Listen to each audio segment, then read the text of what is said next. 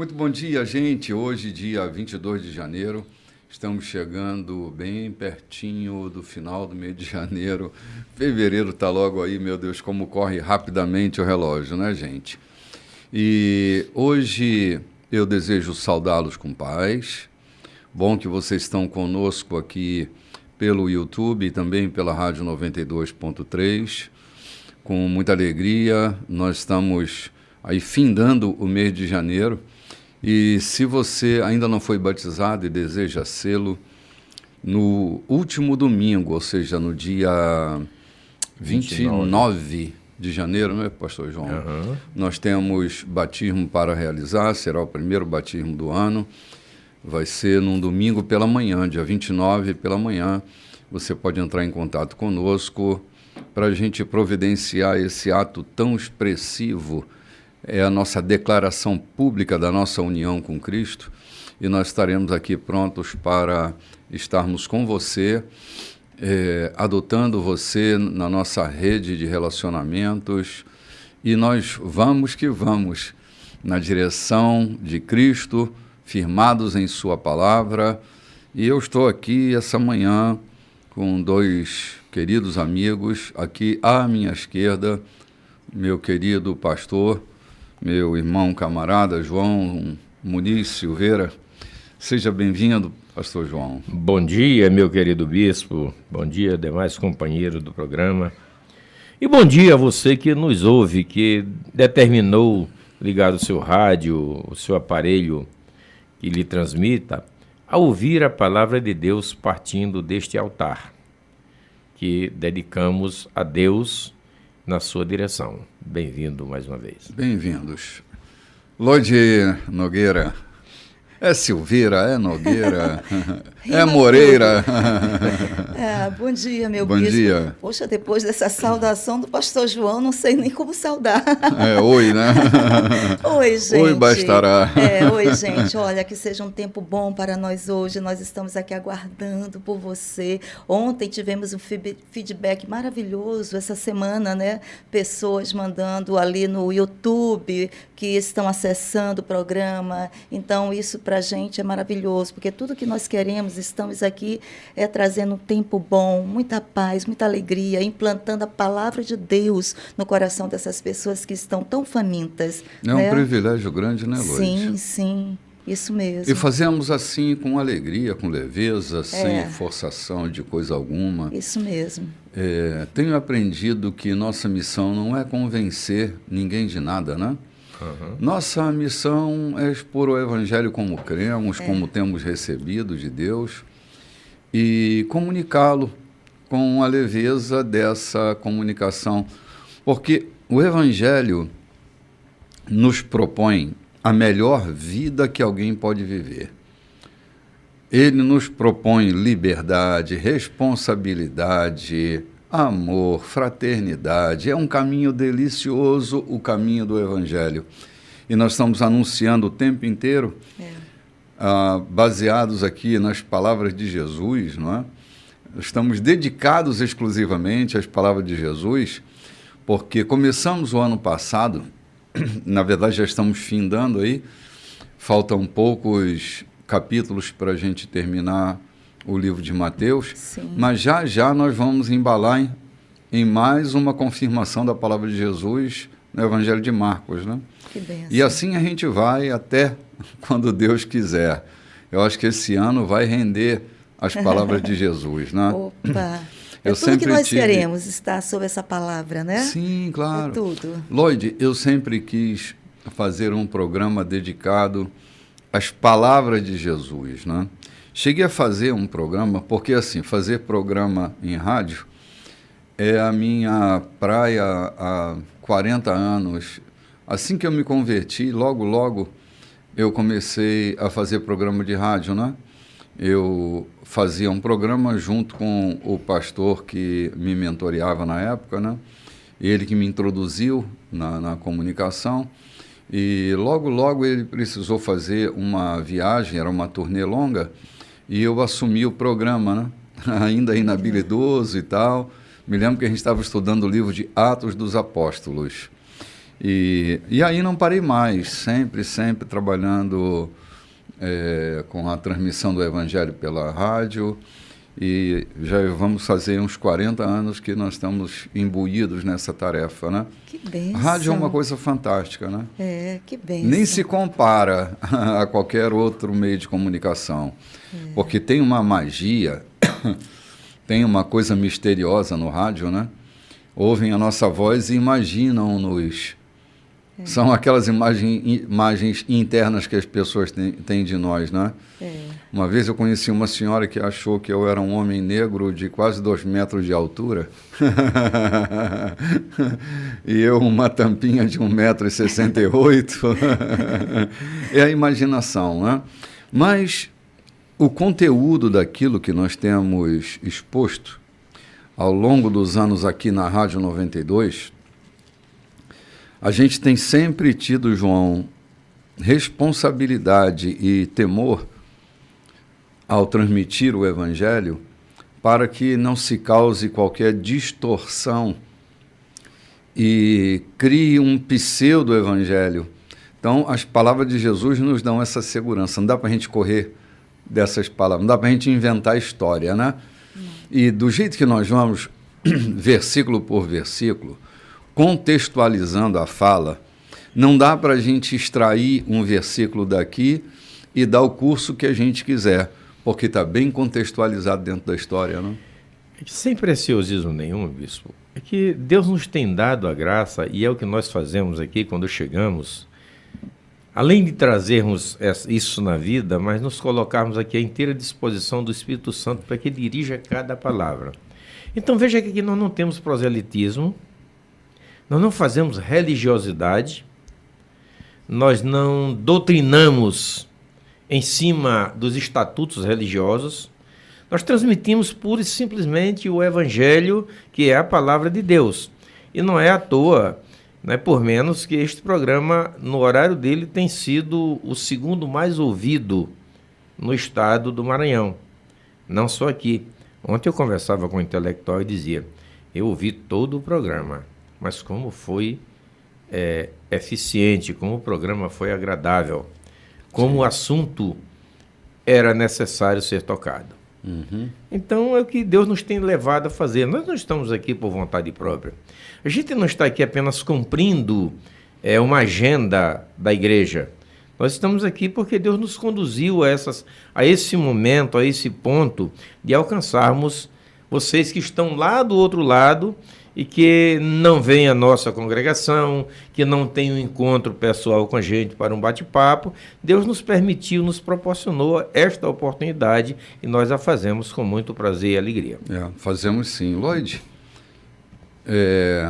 nós vamos agora entrar pelo capítulo 21, lá no versículo 33, foi onde nós paramos semana passada, né? Isso mesmo. Que, por sinal, como disse João, foi um programa muito interessante, né? Uma abordagem bastante oportuna.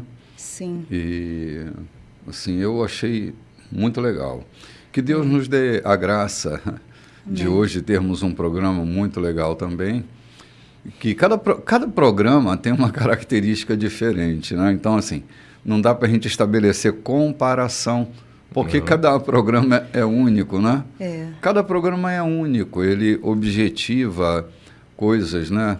Nós não traçamos para onde ele vai, né? O Espírito Santo de Deus vai soprando, vai né? soprando, vai dando o direcionamento e as coisas vão acontecendo, né? As coisas vão acontecendo. Então vamos lá, vamos ver o que vai acontecer aqui agora. Vamos lá. Você que está com a sua Bíblia aí, sua anotação, seu caderno, e o café está na mesa. É isso aí, então vamos lá. Vou contar outra história. Ouçam com atenção. Havia um homem rico, fazendeiro, que plantou uma vinha, cercou-a, fez um tanque de espremer uvas, construiu uma árvore de vigilância, arrendou-a aos lavradores e saiu em viagem. Quando chegou a época da colheita, ele enviou seus empregados para receber sua parte nos lucros. Os lavradores agarraram o primeiro empregado e o espancaram. O segundo foi assassinado. Eles apedrejaram o terceiro. O fazendeiro enviou outros empregados, mas eles receberam o mesmo tratamento. Já quase sem esperança, decidiu enviar o seu filho, pensando: meu filho, eles vão respeitar. Mas quando os lavradores viram o filho do fazendeiro, esfregaram as mãos, cheios de cobiça, e disseram: esse é o herdeiro, vamos matá-lo e ficar com a vinha. Então agarraram e o mataram ali mesmo. Digam-me, quando o fazendeiro da vinha voltar, o que acham que ele vai fazer com os lavradores? Vai matá-los. Vai se livrar dessa gente. Depois arrendará a vinha a outros, que irão dividir os lucros com ele quando chegar a hora. Jesus respondeu: e vocês podem confirmar nas Escrituras, a pedra que os pedreiros rejeitaram, agora é a principal. Isso é obra de Deus. Nós esfregamos os olhos, custando a crer nisso. Assim é com vocês. O reino de Deus será tirado de vocês e entregue a pessoas que viverão plenamente a vida do reino. Quem tropeçar nessa pedra será despedaçado, e aquele sobre quem a pedra cair ficará esmagado. Quando os líderes religiosos ouviram a história, entenderam que o recado era para eles. Por isso, queriam prender Jesus, mas receosos da opinião pública, recuaram, pois muitos os consideravam um profeta de Deus. Caramba! Acho impressionante que eles entenderam o recado, né? Pela primeira vez. Pela primeira vez, João. Porque toda a parábola de Jesus parece que havia um véu obscurecendo a percepção deles sobre o assunto. Uhum. E aqui, prontamente, eles entenderam que estava se falando deles, não é? É uma parábola com tanta explicitude, não é? Nem sei se carece. Se eles foram capazes de entender, nós muito mais, não é? Quando o reino era anunciado, João, e começou a ser anunciado desde muito tempo antes de Jesus. Desde Noé? Sim, desde Noé. Anunciado, proclamado de muitas formas, né? Mas eu olho para o período dos profetas e vejo quantos profetas foram rejeitados por causa da proclamação do reino. Porque, se a gente bem se lembra, os profetas, eles não eram religiosos. Eles eram grandes reformadores sociais. Religiosos eram os sacerdotes, mas os profetas eram grandes reformadores sociais. Você vai encontrar Jeremias, Isaías, bom, e aí por diante, né? Não se encontra registro de um profeta fazendo uma profecia no templo, né? Sim, Claro sim, que não eles havia estavam proclamando no palácio, proclamando no deserto, proclamando nos eirados. Eles estavam sempre anunciando o próximo passo, anunciando a soberania de Deus. A aproximação do reino. A aproximação do reino. Estavam sempre...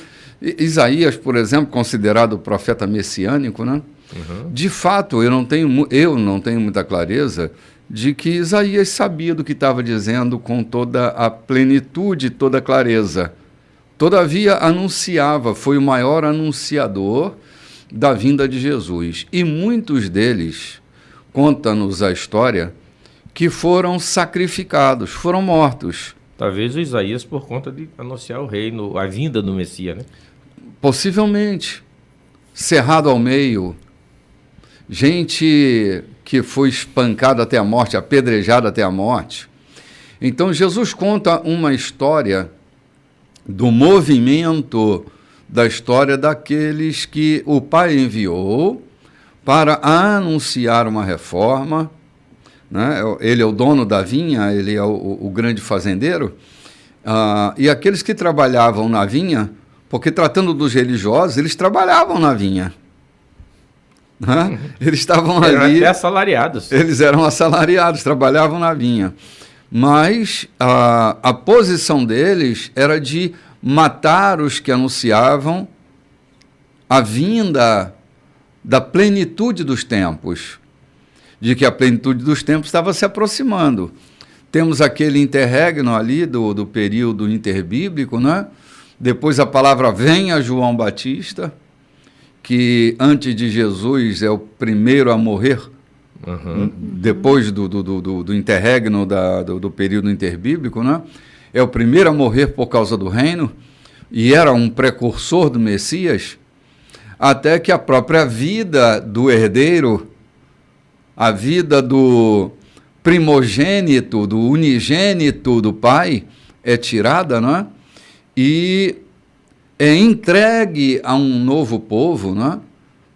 A uma nova leitura da vida, e Deus abre o caminho para os gentios.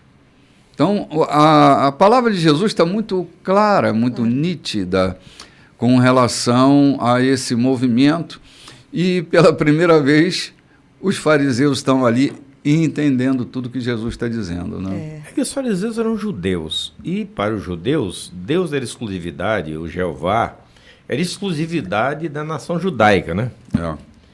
Lá adiante, o próprio Jesus diz, ou então nós já passamos por esse texto, quando ele diz, muitos irão do Oriente, do Ocidente, assentar-se-ão na mesa com Abraão, Isaac e Jacó, e o Pai.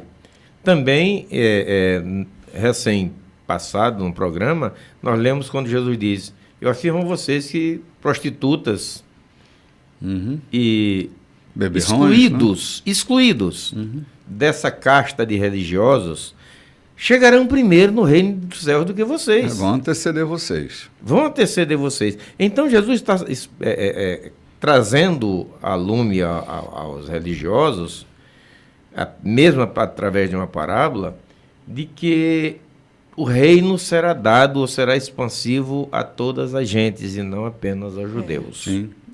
João e Lloyd, a gente tem uma memória muito fraca, e a gente essencialmente lembra do que quer lembrar, né? E eles se esqueceram de que a Abraão Deus deu a missão do Evangelho. O Evangelho que Abraão recebeu foi: em ti serão benditas todas as famílias da terra. Essa percepção exclusivista que os judeus daquela época tiveram foi extremamente prejudicial. Assim como hoje a nossa visão exclusivista também é uma praga para nós. Então, a gente precisa descer desse exclusivismo, ou desse exclusivismo, né? E colocar o pé no chão, para entender que as decisões de Deus não estão baseadas nas nossas decisões, de que Deus não está submisso às nossas ordens, de que o Senhor é Ele. Eu sempre acho, às vezes, que tem um monte de senhorzinho, né? Um monte de senhorzinho. Tem um amigo muito brincalhão, ele disse que foi a um encontro de oração e não tinha clareza se ele estava num encontro de oração ou se numa reunião sindical, porque era tanta reivindicação que ele não tinha certeza de onde ele estava, né? Porque há muita gente querendo dar ordem em Deus, não é? Entendendo nós que Deus tomou sua decisão de abençoar todas as famílias da terra.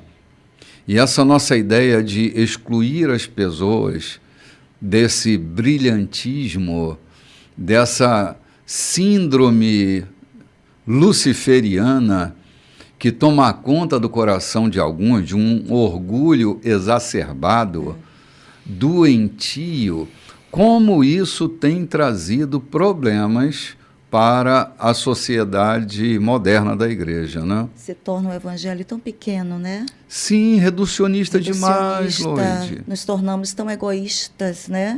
Achar que é só nosso. Um evangelho circunscrito. Só meu, o pão é meu, né? O pai é meu, enquanto ele diz é nosso. É nosso. Né? O evangelho é nosso. Né? Eu sou de todos. Isso é bom quando o Senhor se coloca nessa mesa e diz, eu sou o pão de todos. Exatamente. Todos têm acesso a esse pão. Né? E enquanto isso a gente começa a dizer, você come dele, você não. Você está sujo, você não. E ele diz, eu sou de todos. Isso é tão lindo, né?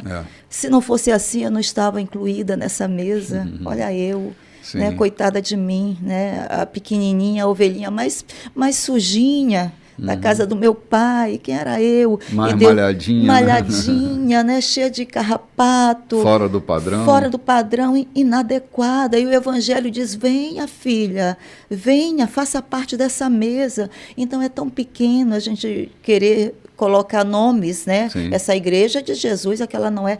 Deixa com Deus, ele já disse isso, que nós não temos essa capacidade, né, de dizer quem é, quem não é, com ele.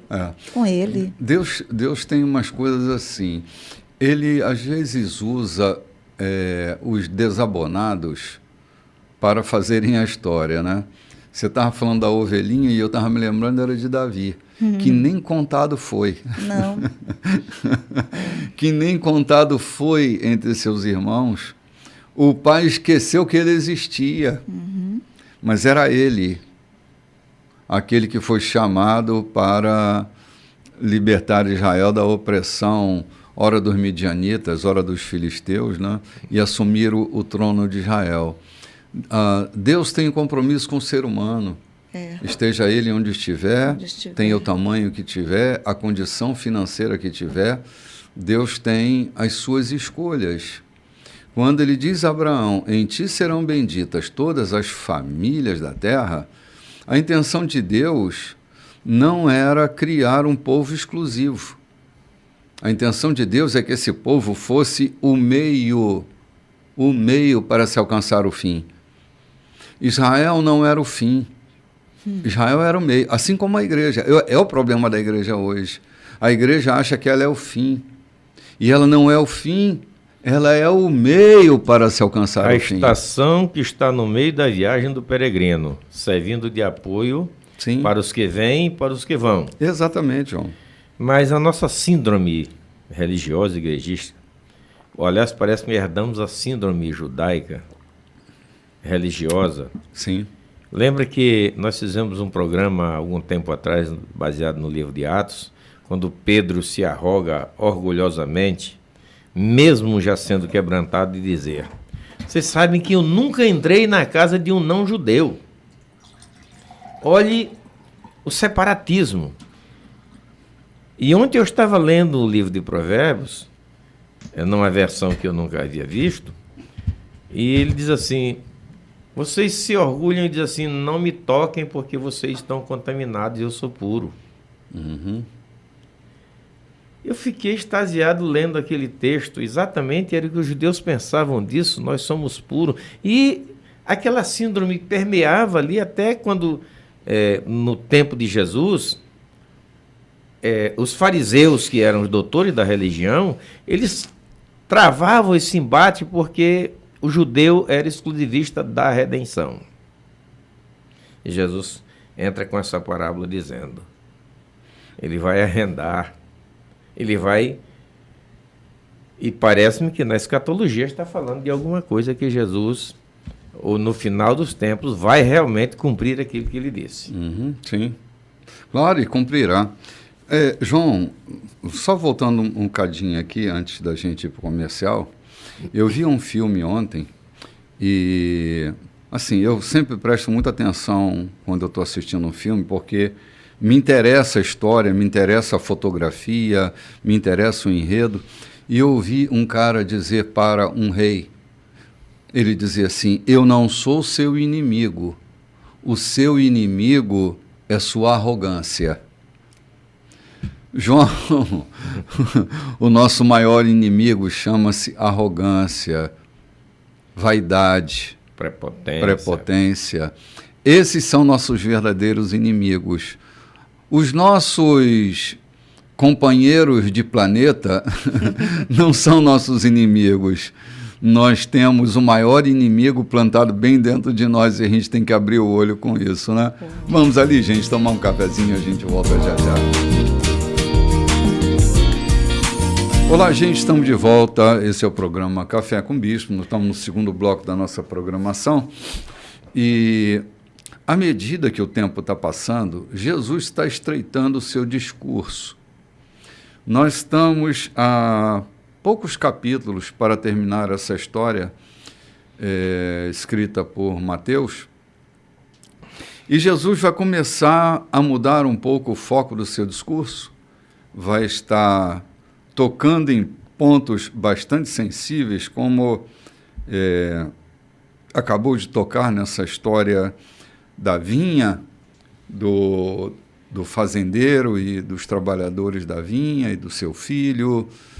E o discurso está mudando, se você está percebendo, né? Nós vamos agora ao capítulo 22, que é a sequência da nossa leitura, e nós vamos ver como uma curva acentuada está sendo dada no discurso de Jesus, né? Eu vou pedir minha querida Loide para fazer a leitura do texto, Loide. Sim, vamos lá. Capítulo 22. Jesus continuou contando histórias, bispo. O reino de Deus, disse, é como um rei que promoveu um banquete de casamento para seu filho. Ele enviou os mensageiros para chamar os convidados, porém eles não vieram. Mandou outro grupo com a seguinte mensagem: já está tudo na mesa, a carne está pronta para assar, venham para a festa. Entretanto, eles deram de ombros. Um foi cultivar o seu jardim, outro foi trabalhar em seu comércio. O restante, sem nada melhor para fazer, espancou e matou os mensageiros. O rei ficou furioso e enviou seus soldados para eliminar aquela corja e destruir a cidade deles. Então ele disse aos seus serviçais: temos um banquete de casamento preparado, mas não temos convidados. As pessoas que convidei não vieram. Vão para as esquinas mais movimentadas da cidade e convidem para o banquete qualquer um que encontrarem. Eles saíram às ruas, convocando qualquer um que achassem, sem distinguir os bons dos maus. Na hora do banquete, todos os lugares estavam preenchidos. Quando o rei entrou na sala, observou que um homem não estava com a roupa apropriada e perguntou-lhe: amigo, como ousou entrar na festa vestido assim? O homem ficou sem fala. Então o rei disse aos seus servos: tirem-no daqui. Rápido amarrem esse sujeito e mandem-no para o inferno. Certifiquem-se de que ele não vai voltar. É isso que quero dizer quando afirmo: muitos são convidados, mas poucos participam. Caramba, palavra dura essa, né?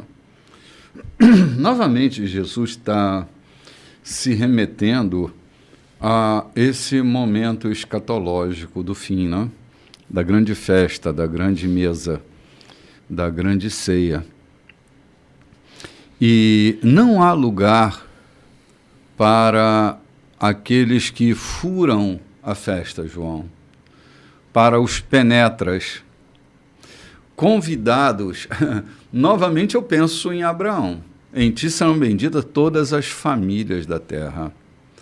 O chamado de Deus não estava circunscrito àqueles que estavam primeiramente convidados e não vieram, mas para todos aqueles que receberam o convite e se prepararam para a festa. Ainda que não estavam convidados e agora convidados, eles se prepararam para a festa. E teve um penetra que não estava preparado. O que isso quer dizer? Que muitos são os convidados e poucos aqueles que são escolhidos. não adianta estar no meio de todos se eu não pertenço a este corpo de convidados. O Evangelho nos convida o tempo inteiro, ou Deus nos convida por meio do Evangelho o tempo inteiro, e o que Ele espera é que a gente esteja preparado para esse encontro. Não é um encontro de qualquer maneira, é o encontro. É o grande encontro. E à medida que o tempo passa, eu tenho oportunidades de estar sendo preparado, ter uma roupa melhor, ter uma qualidade melhor. A vida vai passando e eu preciso ir me tornando melhor. Não é quanto eu tenho, mas em quem eu estou me tornando. A gente não pode pensar que a gente pode viver um estilo de nova criatura sendo velha criatura. Eu entendo aqui, e vivi isso com alguém, estar preparado. Já ouvi de muita gente: ô Senhor, não aguento, me prepara e me leva. Eu vejo assim com um certo ceticismo: me prepara e me leva? Eu tenho que estar preparado. Mas voltando para o homem que não estava bem vestido, eu quero entender que há muita gente que vem ao Evangelho por interesse e não pelo coração pedir uma aproximação de Deus. Eu lembro que eu era bem jovem e junto do grupo de juventude que a gente liderava, havia muitos deles que iam, voltavam, e tinha um rapazinho que estava sempre lavando a igreja com a gente, limpando, parecia assim uma pessoa muito simples, muito humilde. Depois desapareceu, passou tempo sem aparecer. Um dia, numa festa na igreja, ele está muito bem arrumadinho, todo bem. Conversei com ele, ele me disse: consegui um emprego, estou trabalhando nas lojas, esqueci o nome da loja. E você nunca mais veio à igreja? Rapaz, eu saí e tal, mas sabe, eu estou pensando em voltar. Eu estou olhando, tem tanta menina bonita na igreja agora, né? Eu vou voltar, motivação dele, eu vou voltar para estar aqui. Então, uma motivação. Há muita gente que está no reino, ou fazendo parte dele, ou misturado nele, por uma motivação. Talvez esse cidadão quisesse aparecer na festa, tirar fazer uma boquinha, comer da comida, porque fala assim comida aqui, mas sem todavia ter entregue a sua vida para que esse evangelho lave-o, liberte-o, para que ele seja de fato. Eu entendo que Jesus está falando daqueles que faziam parte do reino, sem todavia ser dele, ou ser por ele batizado, né? Pelo evangelho batizado. E nós vemos aquilo para a própria situação do Judas, né? Estava ali, sim, fazia parte do grupo, todavia não era de fato sincero no que fazia. Eu creio que Jesus esteja falando exatamente de pessoas que querem fazer parte do reino. E isso vai desde aquele que senta no banco até aqueles que estão na tribuna, até os que são tribunos. Estão ali, diz o comentador de uma certa Bíblia, estava me engano, da Bíblia de Estudo Pentecostal, que há muitos pastores a serviço de Satanás dirigindo a igreja. Começaram bem intencionados, mas de fato não foram alcançados pelo evangelho, mas sim pela religião. Se tornaram pastores e hoje estão ali por conta da ganância, por conta da conveniência, mas um dia serão tirados e jogados fora porque não estão ali como pastores de Deus, estão a serviço de Satanás.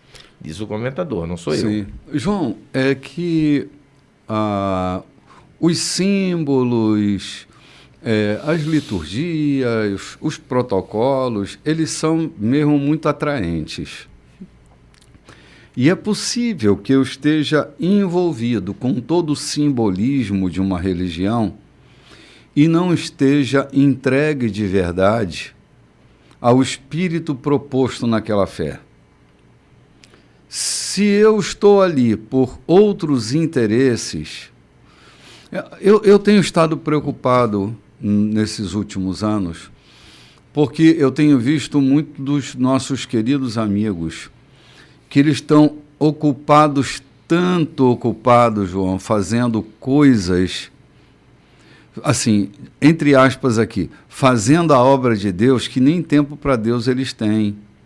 Estão se perdendo de Deus À medida que o tempo passa, menos comunhão, menos intimidade, mas estão terrivelmente ocupados, suas agendas lotadas, e eles não têm tempo nenhum para Deus. Ou seja, há muitos equívocos. Eu não estou dizendo que eles fazem parte desse que vai ser expulso, mas muitos equívocos estão sendo cometidos por causa de distrações.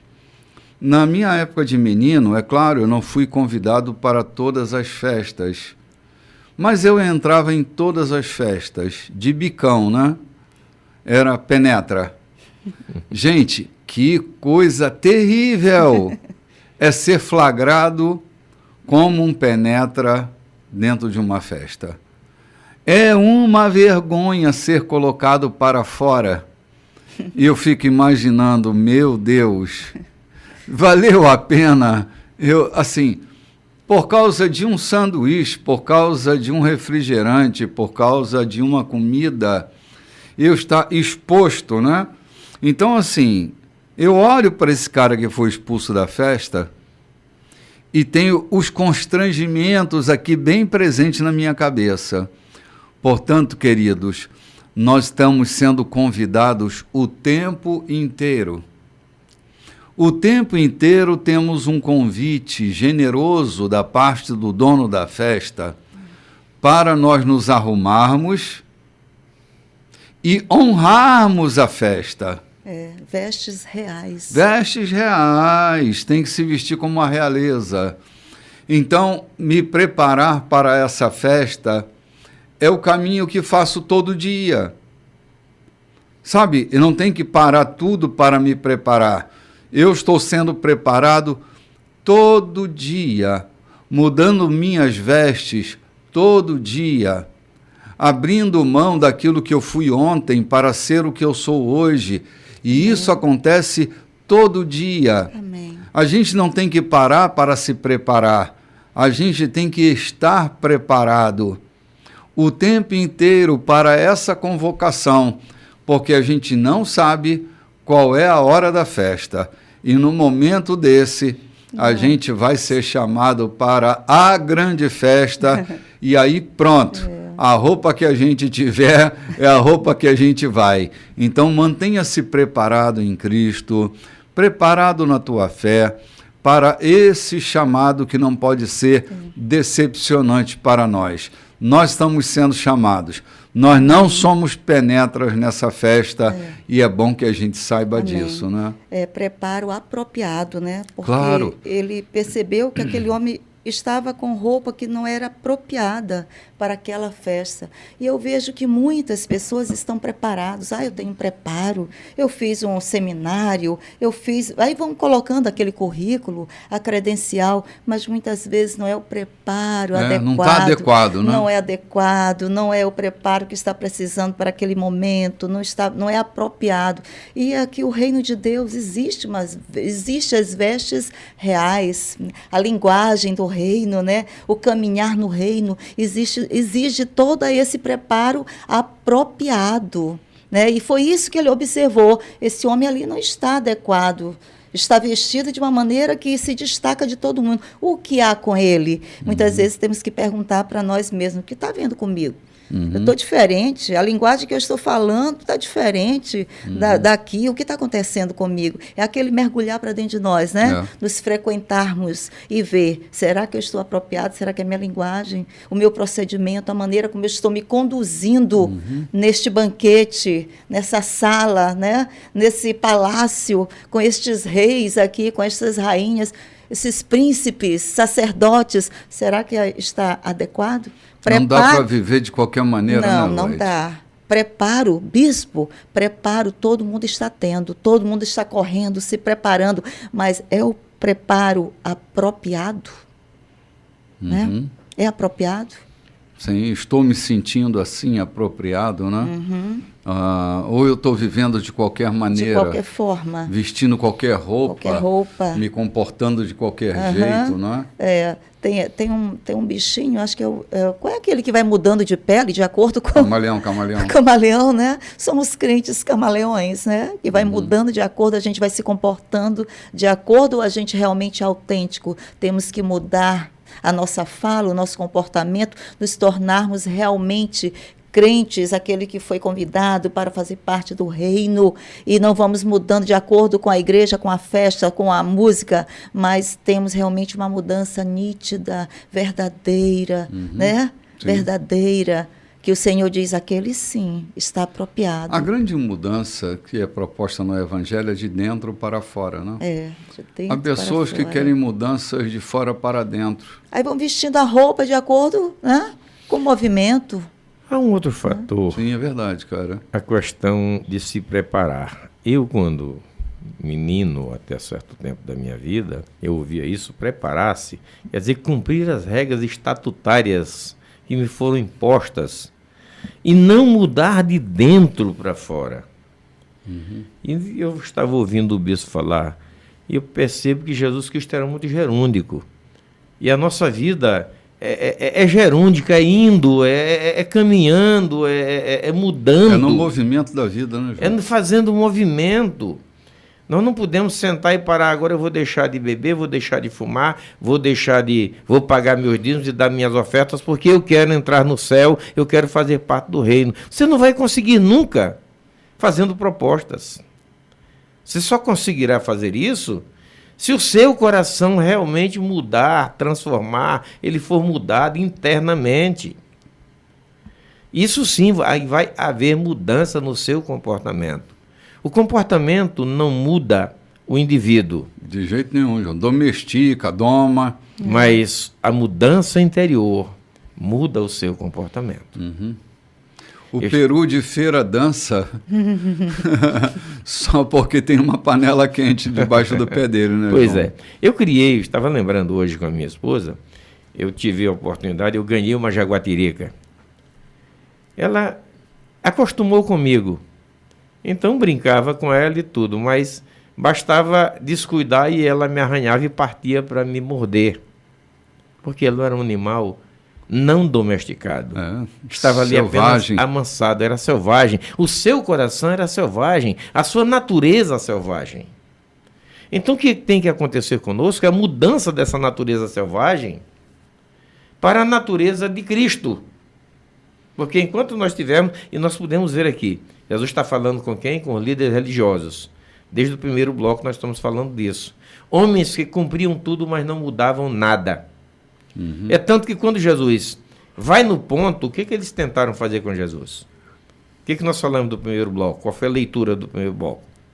O que eles tentaram fazer com Jesus quando eles perceberam que Jesus estava falando do comportamento deles? Ô mestre, que bom que você veio nos trazer uma mensagem que muda o nosso coração. Queriam acabar com ele, né? Eles tentaram foi prendê-lo. Decidiram prendê-lo. Então são corações que não mudam, a religião não muda o coração de ninguém. Observação de leis, de estatutos, não muda o coração de ninguém, nem prepara ninguém para o reino de Deus. E o texto, João, não está falando da roupa que a gente vai para o culto. Isso. Não está falando do tecido que a gente tem no corpo. O texto, o cerne do texto, está falando dessa roupa da vida, né? Da roupa da vida que nós temos usado, que roupa que nós temos trocado, que indumentário a gente tem usado. Qual é a nossa roupa? O que é aquilo que nos representa para o mundo? E não necessariamente de que roupa eu vou para a festa, de que vestido que eu coloco, que terno eu coloco, mas está falando nessa roupagem da própria vida, né? Já é uma parábola, é uma linguagem de representação, é uma metáfora. Falar de roupa naquela festa está se remetendo a uma vestimenta que não tem a ver com o tecido que a traça corrói. Está falando de um vestido, de uma roupa que a traça não pode corroer. Digamos que aquele comportamento, eu saio da minha casa para a igreja, no caminho há um incidente, alguém me tranca, ou acontece uma batida, eu fujo dessa batida, mas eu estou vindo para a igreja. Então eu fujo da responsabilidade, da minha culpa. Que preparo, que mudança eu estou tendo, mesmo vindo para cumprir a minha obrigação na igreja. Fugindo de uma responsabilidade que eu fui culpado por aquele acidente. É preciso João, que haja... A gente fica muito preocupado com o comportamento da gente, não digo que a gente não se preocupe, mas o problema não está no nosso comportamento. O problema está antes. O problema está em mim, naquilo que eu sou, e não no comportamento que eu tenho. Porque eu posso ser um bom menino para os outros e ser extremamente perverso internamente. Se eu quero vender uma imagem de bom menino, eu escondo a perversidade e apresento a cara do bom moço. E todo mundo pensa que eu sou um bom moço. Mas se eu tiver uma oportunidade, serei como a jaguatirica do João. Vou dar uma mordida bem dada, porque essa é a minha natureza selvagem. É dessa roupa que Jesus está falando. A roupa da natureza da gente. Em quem a gente está se tornando, que roupas que a gente está vestindo. E um convidado aqui que ele não quer mudar, né? Ele não quer mudar a natureza dele, né? Sim, ele não mudou a roupa. Não, ele quer ali viver naquele ambiente, né? Viver naquele ambiente, mas ele não quer mudar a natureza. Ele insiste em ficar daquele jeito. Aí o rei pergunta, amigo, como é que você está aqui desse jeito, né? Como é que você insiste em ficar na festa dessa forma? Né? Aquele convidado que não quer, não foi no espelho, no banheiro da festa, dizer, olha como é que eu estou, deixa eu mudar essa roupa, Sim. Deixa eu mudar os meus trajes reais, esse traje interior, né? Sim. Esse traje interior que nós temos. Cara, ao longo da vida, João deve ter lidado com muitos estelionatários na vida profissional dele. Estelionatário se veste como um príncipe. Conversa como um magnata. Um intelectual. Tem uma conversa boa. Se veste tão bem. Corta o cabelo nos melhores cabeleireiros da cidade. O sapato brilha como um espelho. Mas a natureza dele é de golpista. É de enganador. Então a aparência, ele tem uma aparência, mas a roupa que ele usa por dentro é um mulambo. Ele é mulambento, mas se veste com roupa fina para enganar os outros. Né? Ei, Jesus, lá atrás, Jesus chamou de sepulcro caiado, né? É. Quantos sepulcros você vai em cemitérios de alta sociedade e percebe ali granito importado para revestir a tumba, né? Há granitos importados para revestir a tumba de determinadas pessoas importantes. Mármore de Carrara. Mas se abrir lá dentro, o que que tem? Puro osso, né? Osso, cadáver, fétido. Podridão. A podridão. Fétido. Jesus chamou religiosos metidos a puritanos de sepulcro enfeitado, sepulcro arrumado. Ele falou de caiado nessa época, mas eram sepulcros revestidos. E quantos de nós, muitas vezes, nos tornamos essa criatura? É como vocês disseram no programa passado, criamos um avatar para nos representar, porque nós não somos capazes de ser aquilo que nós queremos que os outros vejam que somos, né? Sim. Aquele indivíduo que entrou na festa, pode ser que ele tenha uma lábia tão grande e tenha passado pelo porteiro, pelos guardas, levado no papo. Não, pode deixar que eu me viro. Eu sou amigo do rei, eu converso com ele. Quantos estão aí vivendo no nosso meio social, político, religioso, na verdade, com essa veste indigna de estar no meio daqueles que são convidados do reino? Exatamente. Então, assim, se a gente tem que cuidar de alguma coisa, não é da aparência, daquilo que as pessoas podem ver. A roupa que nos qualifica para entrar naquela festa não tem a ver se ela é uma roupa de marca ou se ela é uma roupa feita pela costureira que mora na esquina da minha casa. Tem a ver com a roupagem interna que a gente passou a usar, não é, João, com o Lloyd? Que disse Salomão, né? Sobre tudo que se deve guardar. Guarda o teu coração, Guarda o né? teu coração, porque dele partem todas as saídas da vida. Do que é vestido o teu coração, né, João? É. Quais são as vestes que teu coração usa para se manifestar ao mundo e como estamos internamente preparando essa nossa nova roupagem para frequentarmos essa festa que fomos todos convidados para ela, né? Há um convite feito de um Deus que nos quer perto dele e nos quer nessa grande mesa, nessa grande ceia, né? Nesse grande banquete. Como que vai ele nos diz. ver o rei? Aham, exatamente. Ele disse que está tudo preparado. Porque o rei nos vê exatamente como nós somos, né? É. Na transparência desse olhar. E foi ele quem viu. Sim, Foi ele quem percebeu exatamente, João. o indivíduo Exatamente. inconveniente que estava ali. Exatamente. Gente, vamos tomar um cafezinho? A gente volta já já. Olá, gente. Estamos de volta para o terceiro bloco da nossa programação. Hoje, dia 22 de janeiro. Estamos chegando ao final do mês de janeiro, né? Dia 29 é o último domingo desse mês.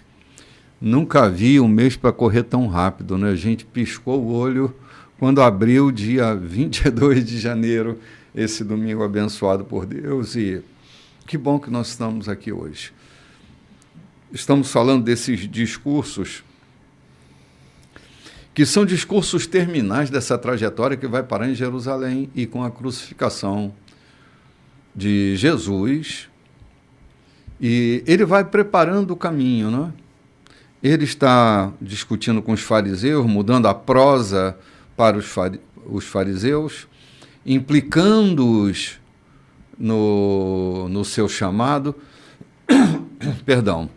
E daqui a pouquinho, ele também vai dar uma guinada no discurso para com os discípulos, né?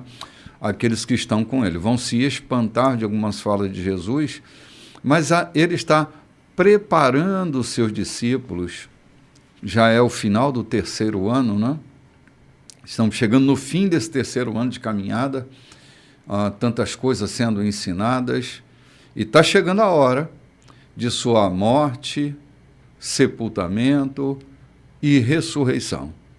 Então, nós estamos nessa linha de mudança de assunto.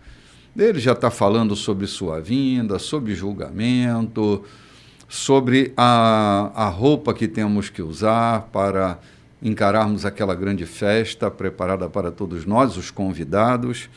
E aí a gente vai indo, né, Loide? Nós estamos agora aqui no versículo 41 do capítulo 22, quando ele está diante de uma plateia. E vamos novamente prestar atenção na fala de Jesus, né? Nessa circunstância específica aqui, do versículo 41 até o versículo 46. Vamos lá, querida, fazer a leitura. Está pronta aí? Peraí, deixa eu ver aqui, me localizar direitinho. Tá, versículo 41. Eu acho que não seria o 15? Não, 15. 15. É 15? Desculpe, eu que acelerei um pouco aqui. Versículo 15, não é isso? Perdão. Versículo 15, já estou lá no final, ó. Corri um monte de vamos versículos chegar lá, aqui. vamos chegar lá. Ainda não é chegada essa hora. É isso aí, então vamos lá.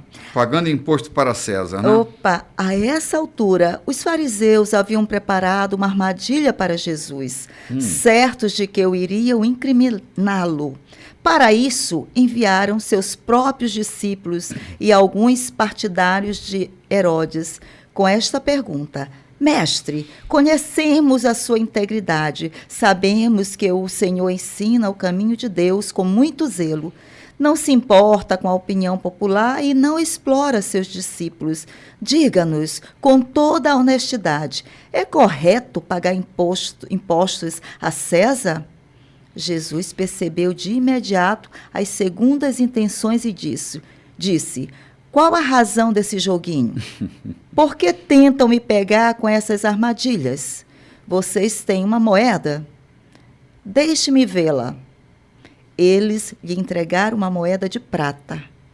Quem é este que aparece na moeda? Que nome está gravado nela? César, disseram. Jesus concluiu: Deem a César o que pertence a ele, e deem a Deus o que lhe é devido. Os fariseus ficaram sem resposta e foram embora atordoados. Caramba! Olha, a sabedoria de Jesus é fantástica, né? É interessante que as perguntas, nem sempre elas são de interesse particular. Às vezes as perguntas, João, que nos fazem, elas são capciosas. Eu dei aula durante um tempo e o professor sempre está exposto às perguntas que revelam interesse sincero em saber a resposta, e há um grupo de capciosos, de criadores de armadilhas. Nem sempre as pessoas estão interessadas em saber de verdade. O que elas querem é nos prender numa armadilha, ou para desmoralizar, ou para criar um problema, ou para criminalizar a resposta. Estão sempre criando situações. E Jesus, é claro, está discernindo a pergunta deles por causa da situação em que ela é feita. Jesus sabia o que eles estavam querendo como resposta para desmoralizá-lo. Olha que eles são daquele que assopra e morde, né? Conhecemos tua integridade, tu és um baita de um mestre, não está nem aí para a opinião pública, você fala o que tem que ser falado. Não explora ninguém. Não explora ninguém, olha que lindo que você é. Que mestre, né? Mestre, tu és um baita de um rabino. Agora nos responda uma coisa. Pronto, a armadilha está montada.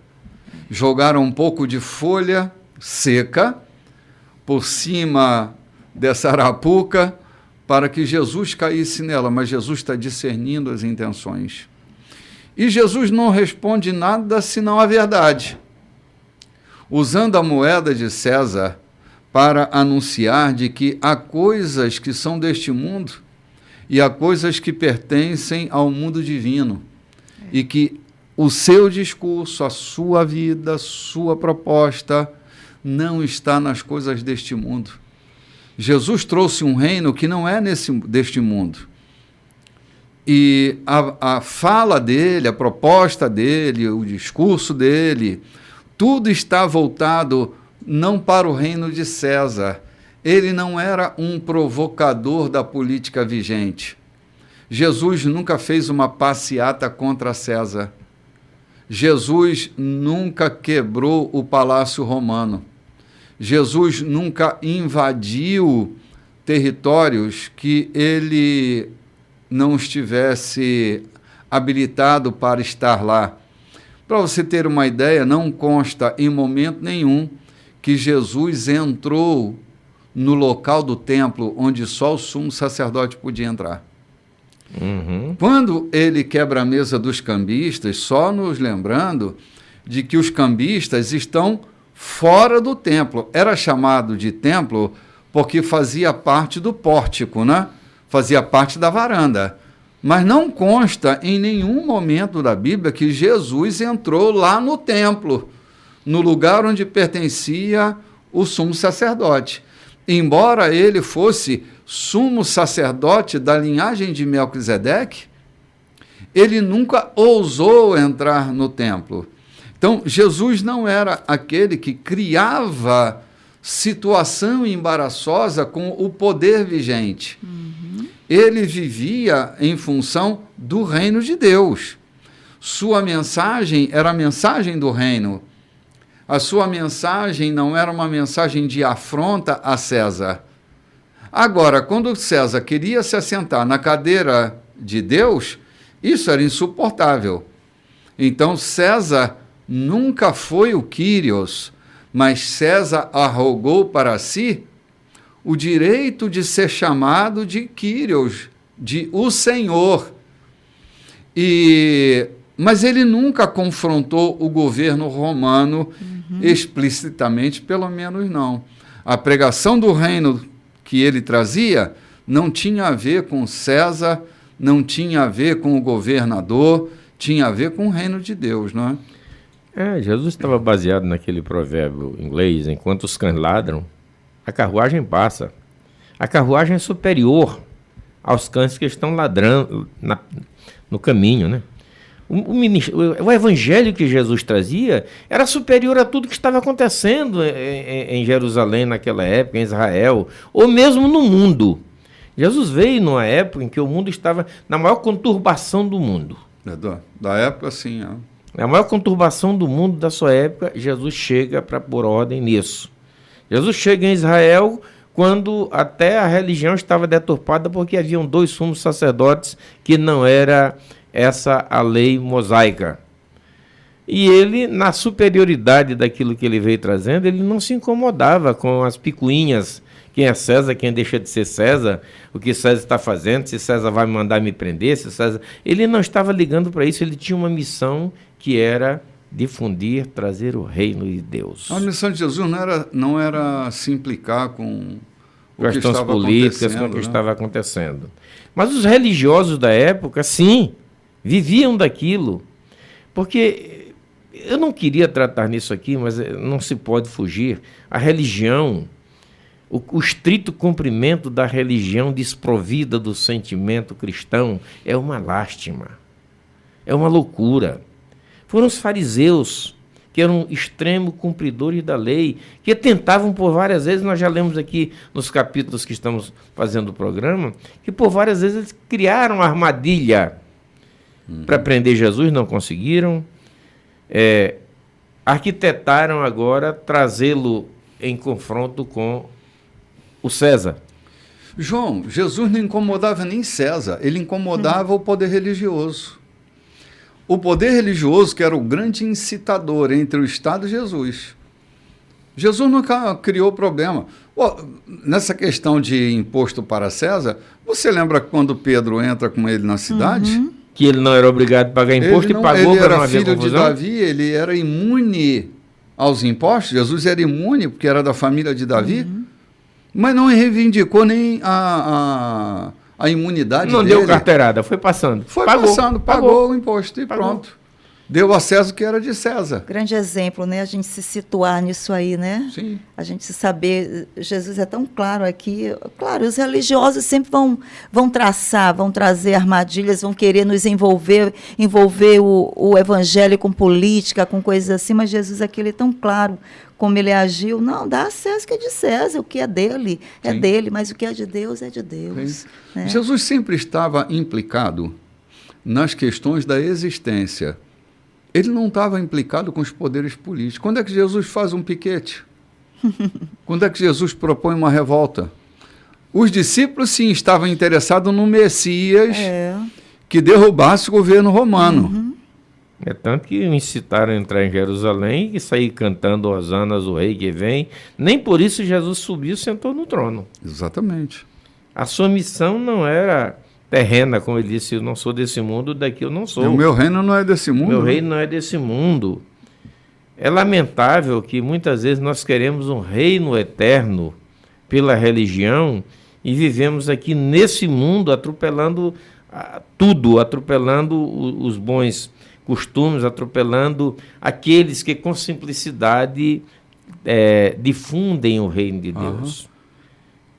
Queremos que cumpram. Certa vez chegaram para Jesus e disseram: por que teus discípulos não lavam as mãos para comer? Ou seja, queriam, de qualquer forma, atropelar a missão do Cristo. Ele não veio para isso. Ele não era nem de esquerda, nem de direita, João. Ele nem era um Iscariote, nem era um herodiano. Jesus não estava nem aí para essas questões dos partidarismos políticos. Ele vinha trazendo um reino. O grande perigo da igreja é quando a igreja começa a se meter com questões políticas. Renato, eu acho que bons cristãos deveriam estar militando na política do país. Não para defender a igreja, mas para defender a polis. A sociedade. A sociedade. não para defender a igreja, porque a igreja não precisa de defesa. Cristo é sua bandeira. Amém. A gente precisa entender isso. Parece que os cristãos modernos se esqueceram e os antigos adotaram um método meio que guerrilheiro para se posicionar diante das questões políticas. Parece que alguns entendem que se o Palácio do Planalto se transformar numa grande catedral, nós temos resolvido. Um Brasil resolvido. E não teremos. Pelo contrário, nós teremos uma tragédia. Uma tragédia. A polis não pode ser governada pela religião. A polis tem que ser governada por gente competente, idônea, por gente honesta, que de verdade vista a camisa do povo. Porque a política é para a polis. A política não é para a igreja. A igreja deve ser um elemento facilitador da polis. A igreja não pode estar envolvida numa milícia partidária a fim de promover a política da direita ou a política da esquerda. A igreja, ela está com um valor que está acima dos reinos deste mundo. Se a gente não entender isso, João e Lloyd e meus amigos que me ouvem, nós estaremos em apuros nos próximos anos. A gente precisa voltar à consciência, pisar firme no chão e entender que nós temos uma relação muito mais comprometedora com o reino de Deus do que com os reinos deste mundo. Venha o que vier, nós estaremos em Cristo. E é em Cristo que nós temos que nos posicionar. Com isso, mais uma vez, eu quero dizer, a política precisa ser discutida e os agentes da igreja precisam discutir a política. Oxalá a igreja produza bons homens. Amém. Que tenham no coração sentimento humanitário para produzir leis e gerirem municípios, estados e até o país com sentimento do que está governando um povo que pertence a Deus. Não sentimento pátrio, né, Não João? Um povo religioso, mas um povo que pertence a Deus. Sim. Não é um povo religioso. João, nós já temos a bênção de pertencer a um país laico. Já somos abençoados por pertencer a um país que não tem uma confissão religiosa. Somos livres para pregar o Evangelho. O problema é que a gente se vê com tanta liberdade que está se metendo em assuntos que não são assuntos da gente, né? Disse um certo pastor que acredita que não duraremos mais 20 anos como igrejas abertas, não porque o poder político não tolerará, mas porque Deus não tolerará essa mistura política e igreja imiscuída de tal forma onde não se constrói mais uma igreja sem a ajuda do governo, dos cofres públicos, onde não se faz uma festa religiosa cristã, dita cristã, sem a verba do poder público que deveria ir para a educação. Então, disse esse certo pregador, eu até concordo com ele, que não sabe se durará mais 20 anos igrejas livres, não por conta do poder político, mas porque Deus não suportará mais essa mistura que está desvirtuando, na verdade, o sentimento real de igreja. João, nós estamos entendendo equivocadamente as coisas. Eu ouvi a alegação de um certo líder religioso que estava se candidatando a uma vaga na Câmara do seu estado. E ele me dizia assim, a alegação dele, a igreja precisa de representantes lá para defender seus interesses. Aquilo me assustou. Eu disse, como, pastor? Sim, a igreja precisa de representante lá para defender seus interesses. E eu disse para ele, pastor, desculpe, mas eu não consigo entender e não posso concordar com o senhor. Quem defende os interesses da igreja é Cristo. Ela é sua noiva. E os interesses da igreja são defendidos por Cristo. A gente não precisa de alguém lá.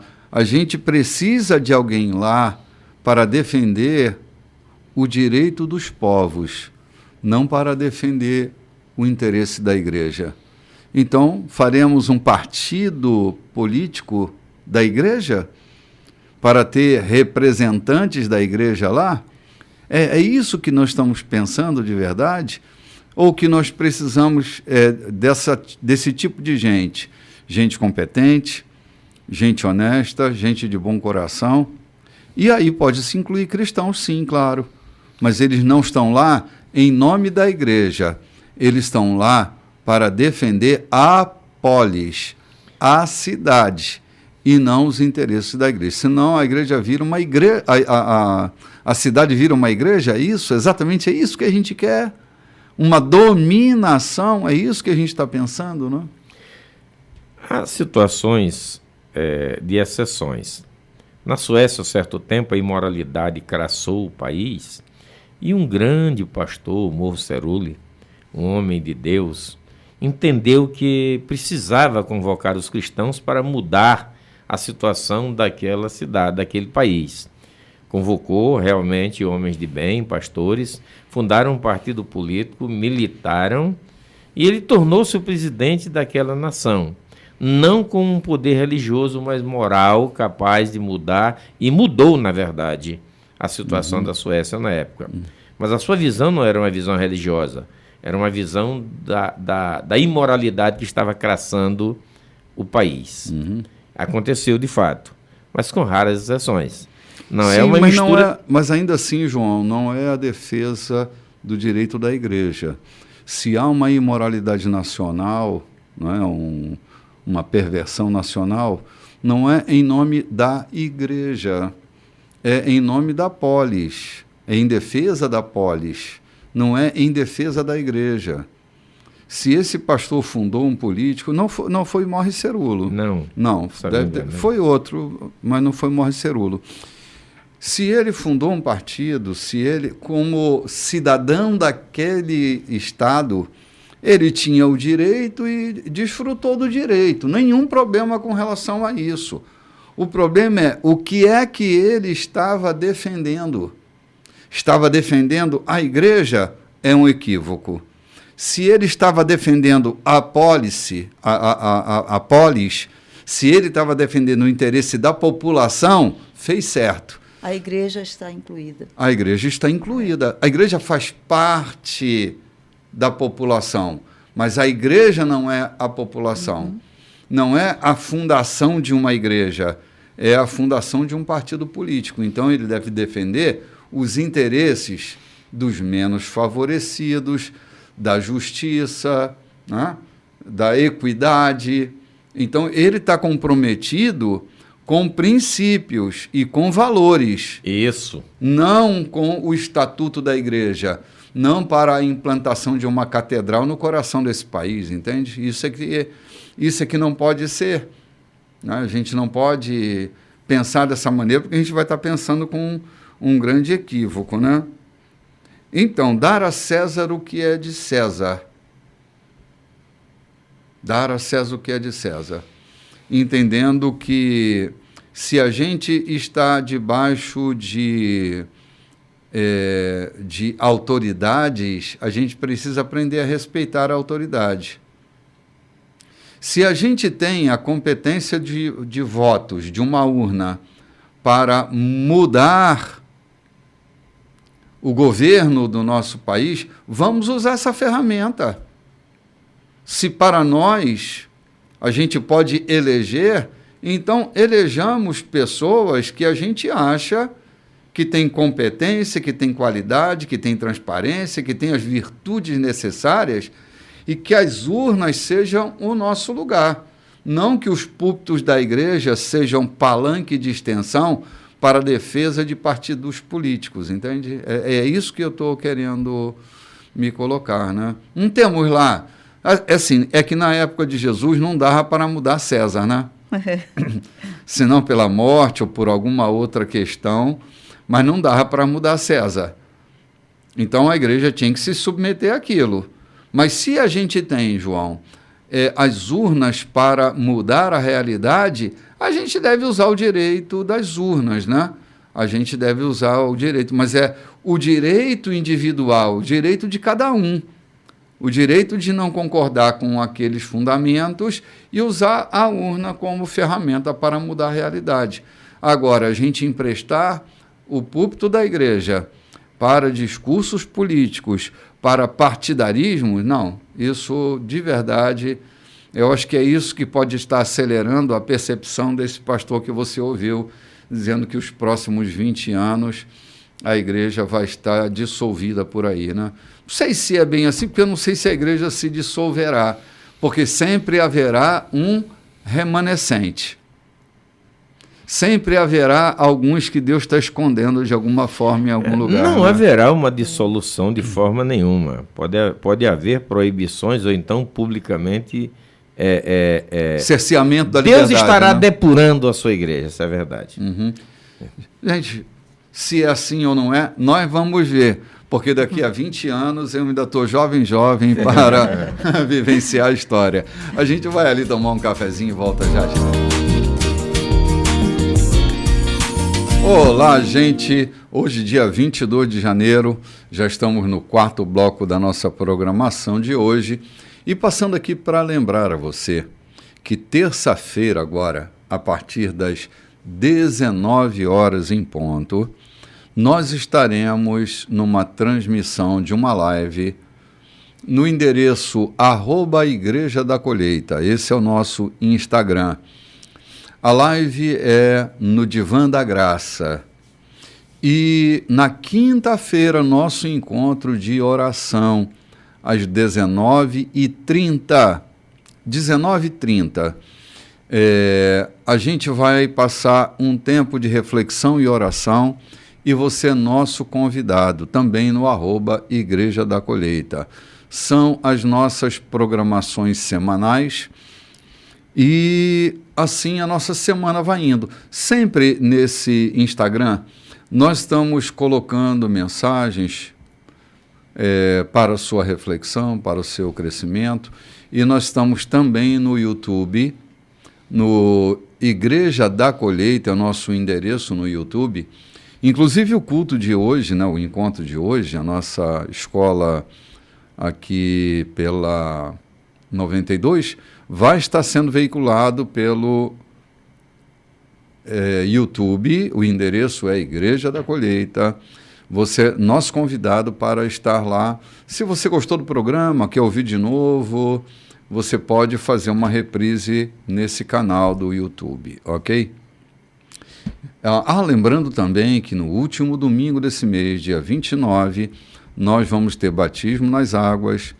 E se você faz parte da nossa comunidade, seja ela a comunidade virtual, a comunidade que nos assiste pela internet ou nos ouve pelo rádio, nós estamos realizando batismo agora no último domingo. Será dia 29 de janeiro, domingo pela manhã. É só você entrar em contato conosco. Pode ser pelo Instagram, né, Diogo? No direct do Instagram, e a gente vai estar entrando em contato contigo, deixa lá seu nome, seu telefone, e a gente dá um retorno para a gente estar marcando o seu batismo. Se você quer declarar publicamente a sua união com Cristo, ainda não pôde fazer isso por alguma situação, será essa uma grande oportunidade, né? Pois bem, nós estamos caminhando, Jesus sempre ali no meio dos religiosos, ou os religiosos acompanhando Jesus, melhor dizendo, né? E agora ele vai encarar uma nova casta religiosa, que é a casta dos saduceus, né? Eles estão sempre por ali. Os saduceus, os fariseus, né? Os escribas também, alguns publicanos, alguns sacerdotes. Jesus está sempre sendo rodeado por essa gente, maliciosa, né, João? Mas por falar em sacerdote, a gente vê no livro de Atos, o maior número de religiosos que aceitaram a fé foram sacerdotes. Sim, e eles estavam lá, alguns iam a João Batista também, né? Uhum. Iam a João Batista para serem Mas batizados. eles não eram muito aferrados à religião, eles eram mais determinados a um contato com Deus, a busca divina nas suas vidas, né? Sim, estavam dentro do sistema, mas estavam fora do sistema, né? Pertenciam ao sistema, mas o coração deles estava fora do sistema, estava em Deus, né? Isso. Pois bem, vamos lá. Lloyd, nós estamos agora... Versículo 23. Capítulo 22, versículo 23. Ok. Naquele mesmo dia, os saduceus, o grupo que nega a ressurreição, se aproximaram de Jesus e perguntaram: Mestre, Moisés disse que se um homem morre sem filhos, o irmão dele é obrigado a casar-se com a viúva e ter filhos com ela. Pois bem, havia 7 irmãos. O primeiro casou-se e morreu sem filhos, e sua esposa passou para o irmão dele. O segundo irmão também a deixou sem filhos, igualmente o terceiro, e assim todos os 7. Por fim, a mulher morreu. Queremos saber o seguinte: na ressurreição, de quem ela será esposa? Afinal, ela foi casada com cada um deles. Jesus respondeu: Vocês estão raciocinando errado. E vou dizer por quê.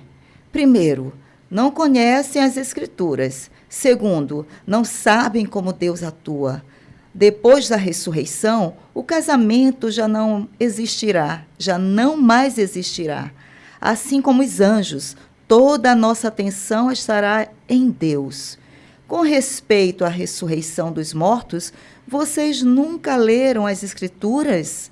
A gramática é clara. Deus diz: Eu sou, não eu era. O Deus de Abraão, o Deus de Isaque, o Deus de Jacó. O Deus vivo é o Deus dos vivos, não dos mortos. A multidão ficou impressionada ao ouvir esse diálogo. Não, Jesus, ele é formidável nas colocações dele, né? Dizer para eles que eles estão com raciocínio equivocado, que estão raciocinando com os elementos errados. Lloyd e João, muitas vezes é isso que está acontecendo com a gente. A gente está com uma lógica equivocada. A gente está usando uma lógica muito coerente, mas está equivocada. E ele diz por que está equivocada, porque não conhece as Escrituras. Claro, não conhece nada de Deus, né? Estão ali tricotando coisas que não tem nada a ver com nada. Na verdade, eles estão falando bobagem, né? Jesus acho que foi até educado com eles, porque devia ter dado uma lapada nele, né? Para eles cuidarem da vida deles. E Jesus ainda vai respondê-los, pontuando com toda clareza o que é que acontece na ressurreição. Essa versão que diz toda a nossa atenção estará em Deus, que o próximo capítulo da nossa vida não tem a ver com a vida que a gente está vivendo. Então, essa questão dessa viúva negra, né? Porque essa senhora é uma viúva negra, bicho. É uma assassina de marido, matou 7, né? Foram 7 que passaram por ali. Jesus abre os olhos deles para uma realidade que era uma realidade diferente da que eles estavam raciocinando. Eles tinham uma lógica matemática. Gente, eu sempre digo que matemática aritmética é diferente de matemática existencial, é diferente de outras matemáticas, porque as lógicas são outras. Não dá para a gente usar matemática aritmética quando a gente está tratando das questões existenciais, porque em matemática aritmética 1 mais 1 é igual a 2, sempre será. Mas em matemática existencial, 1 mais 1 nunca será 2. 1 mais 1 é infinito. E eles têm uma mente totalmente racional. Totalmente racional. tentando fazer uma equação exata em questões inexatas. É como você querer que a vida seja exata quando a vida não é exata. A gente vive na inexatidão. A gente vive mergulhado no vazio, na inexatidão das coisas. Então, como requerer fundamentação lógica quando a lógica está sobre fundamentos errados? Então, é preciso, às vezes, a gente parar para ver se a gente não está considerando questões que não têm absolutamente nada a ver com nada. Estamos tratando da ressurreição, onde toda a glória pertence a Deus, onde toda a nossa atenção, inclusive a atenção dos anjos, estão voltadas para Deus. Então, há uma concentração de energia que está fora das energias que os humanos têm antes da ressurreição, antes da morte. Então, Jesus dissolve essa questão com esses caras que não creem nem em ressurreição. Para você ter uma ideia, o argumento deles está baseado na fé que eles têm. Eles não creem em ressurreição. E estão trazendo um elemento sobre ressurreição para ser discutido com Jesus. E nem creem em anjo. Não, exatamente. Eles não creem nem em anjos, nem em ressurreição. Por essa isso é a característica Jesus dos traz fariseus. aqui, assim como os anjos. Jesus Exatamente. traz os anjos aqui. Porque os fariseus, os saduceus, eles tinham essa característica. Eles não criam nem em anjos, nem em ressurreição. E Jesus traz os dois elementos, né? Porque a pergunta dele está baseada em ressurreição. E quando houver ressurreição, com quem vai se casar? Então, na verdade, era mais uma pegadinha, né? Querendo complicar a vida de Jesus. Vamos seguindo, então, aí? Vamos. Terminei aqui até o 23, não foi isso? E aí vamos ao 33, vamos ao 34. Quando souberam que Jesus levara a melhor sobre os saduceus, os fariseus uniram forças para outro ataque. Um dos líderes religiosos, falando pelo grupo, apresentou uma questão que, na opinião deles, iria desmascarar Jesus. Mestre, qual o mandamento mais importante na lei de Deus? Com essa pergunta aqui eles vão desmascarar. Agora ele vai se ver, né? Jesus respondeu: ame o Senhor seu Deus com toda a paixão, toda a fé e toda a inteligência. Esse é o mais importante, o primeiro de qualquer lista. Mas há um segundo ligado a esse: ame o próximo como a você mesmo. Esses dois mandamentos são como elos de uma corrente. Tudo que está na lei de Deus e nos profetas deriva deles. Vamos dar uma paradinha aqui. Gente, que resposta excepcional de Jesus. Tremendo.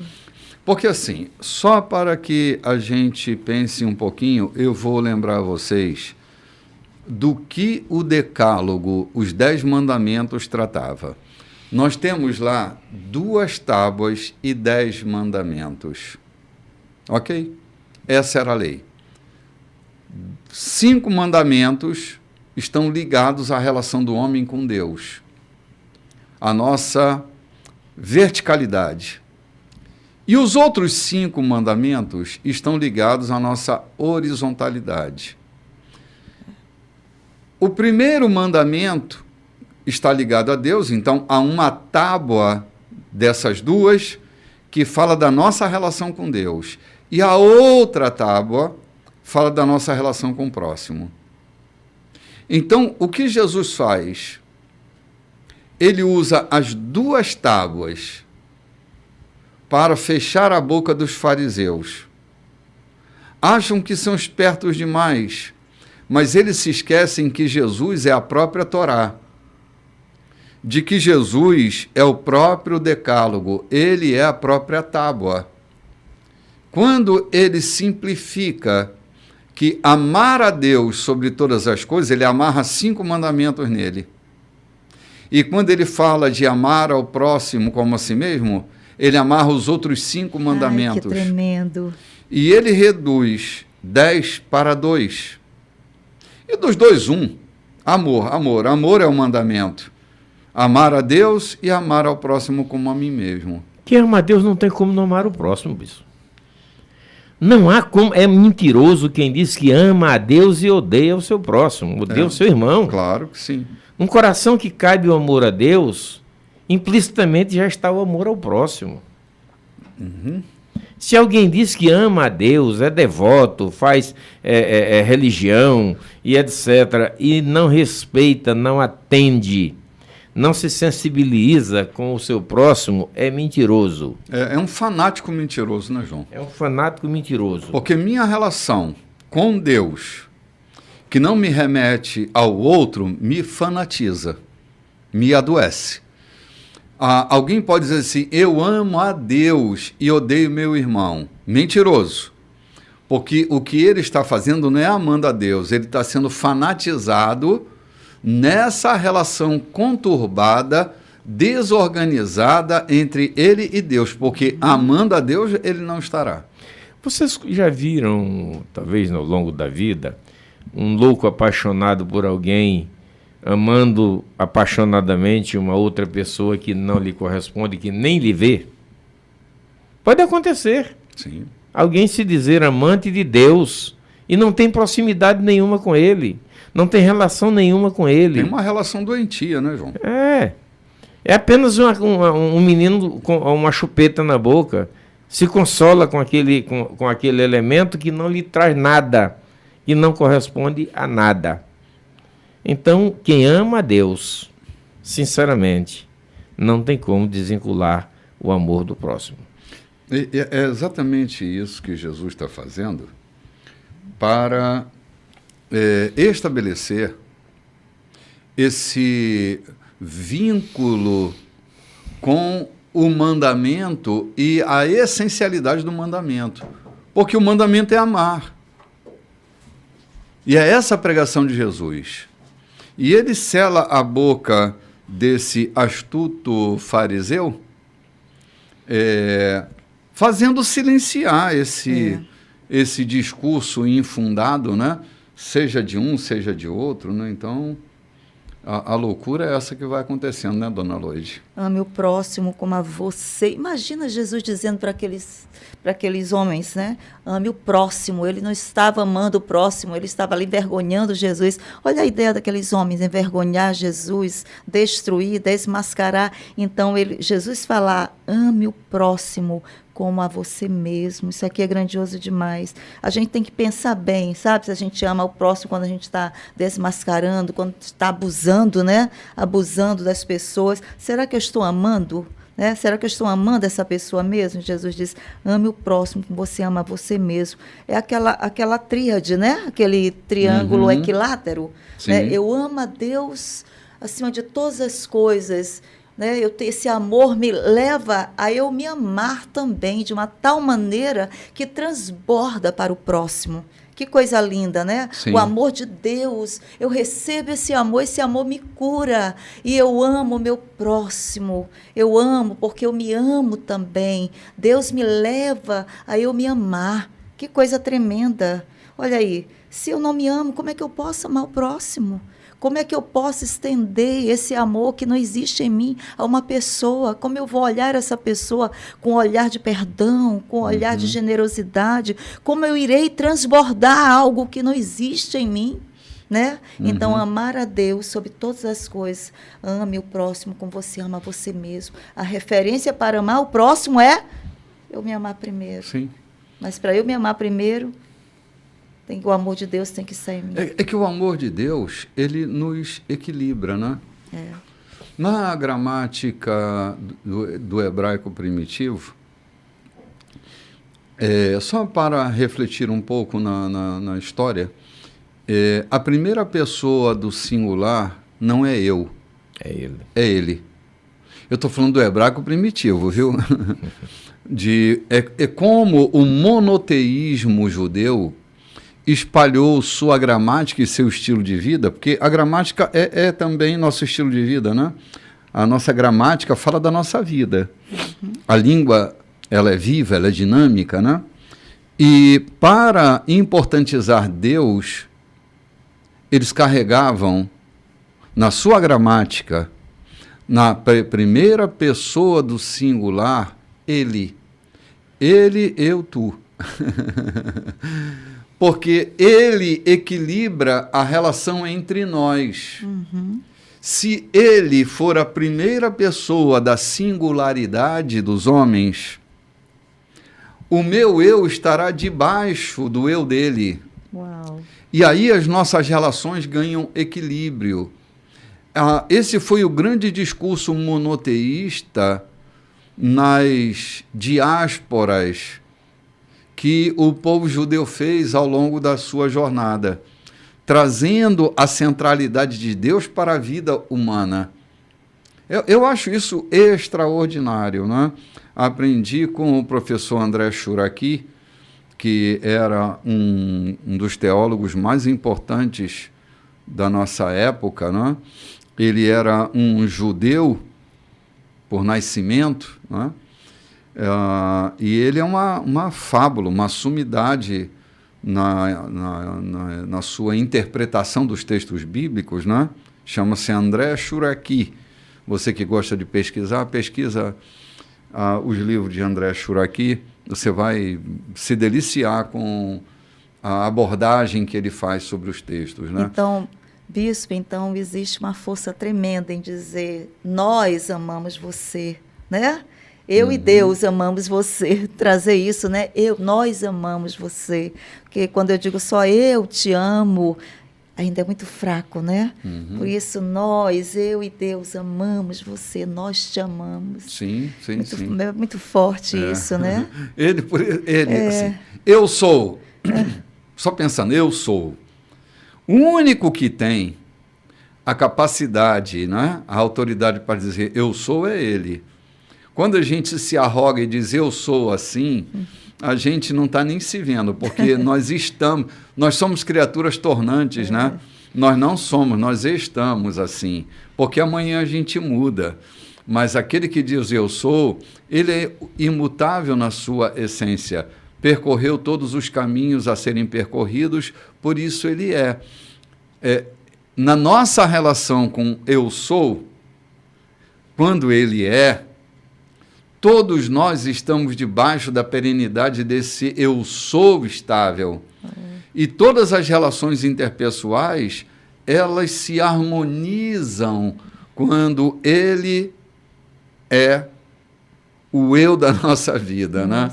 Quando ele é a centralidade da nossa vida. É extraordinário Tremendo isso aqui. Demais. Meu Deus do céu. Tremendo A gente tem falado muito aqui, este ano, ao longo dos dias do mês de janeiro, que o homem sem Deus fica desumanizado, perde-se de si mesmo.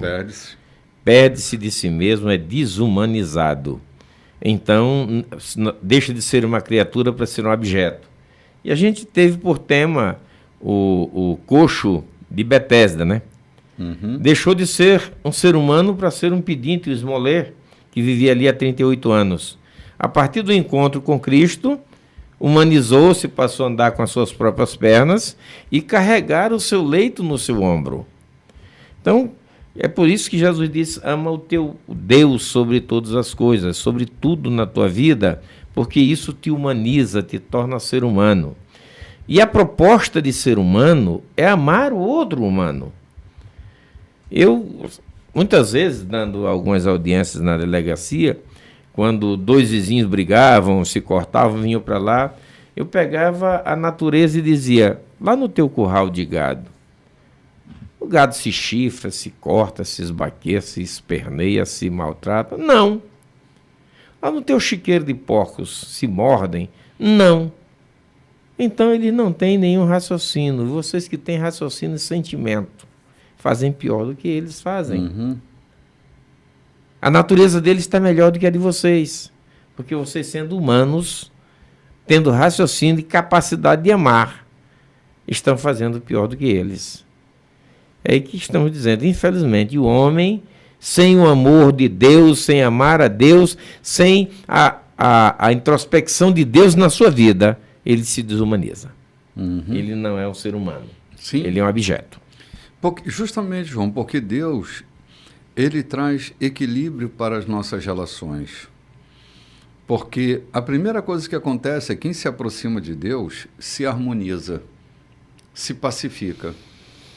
Então, a nossa aproximação com Deus melhora não só a nossa vida, mas humaniza a nossa relação com o próximo.